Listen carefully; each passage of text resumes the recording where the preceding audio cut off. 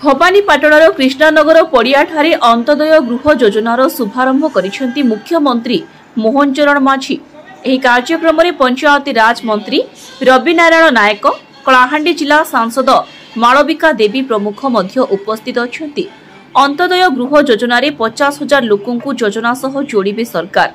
गरीब लोकंकु अंत्योदय गृह योजना सामिल कराजिबो। भिन्नक्षम विधवा, दुरारोगरे पीड़ित थिबा व्यक्ति एवं शहीद परिवार व्यक्ति, पद्मश्री परिवार व्यक्ति, बन्या बात्या और अग्निकांड घटी घर पड़िथिबा व्यक्ति एही योजना सामिल हेबे। एथिपई ऑनलाइन आवेदन खोलिबो। फोन नंबर 0674681777 एवं वेब पोर्टाल माध्यम पंचायत कार्यालय वीडियो माध्यम आवेदन करि हेबो। बजेट रे राज्य गरीबों पक्का बासगृह देवाई बड़ लक्ष्य रखा जाइछि। मोहन सरकार बजेट रे अंत्योदय योजना लगी 7,750 कोटी टंका व्ययबराद करिसेंती। दारिद्र्य सीमारेखा तले थिबा परिवार को पक्का घर जोगेइबाकू अंत्योदय गृह योजना राज्य सरकार को एक महत्व योजना रही। यह अधीन रे आसंता 3 वर्ष रे अति कम रे 2,25,000 नूतन पक्का घर मंजूर कराजिबो। 2025 एवं 2026 रे 75,000 गृह निर्माण पई लक्ष्य रखा जाइछि। चलित बजेट रे एथिपाई 2,603 कोटी व्ययबराद होइछि।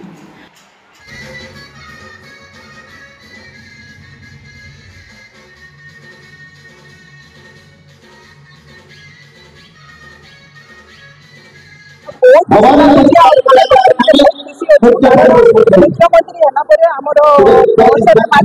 प्रथम थर आज कलाहांडी पादरे कलाहांडी माटी पाद देते से बहुत खुशी लगुच। अंत्योदय गृह योजना शुभारंभ होगा जाऊँगी, तो से बहुत खुशी अच्छी। समस्त जानवा भी बहुत इच्छुक अंत्योदय गृह योजना कौन, तो से समस्त बहुत एक्साइटेड अच्छा।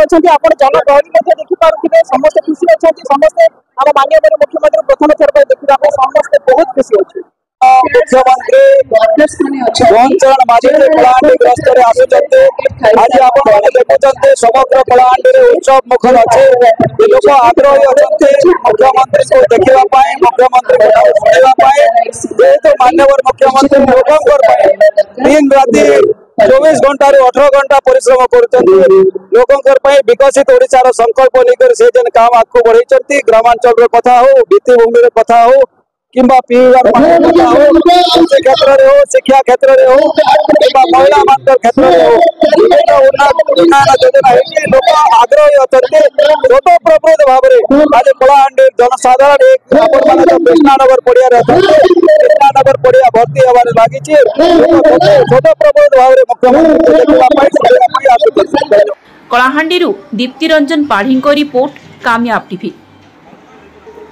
मीटिंग सरला परे ब्लॉक रो कथा हुआ विभिन्न समस्या रो एप्लीकेशन देकरी समस्ते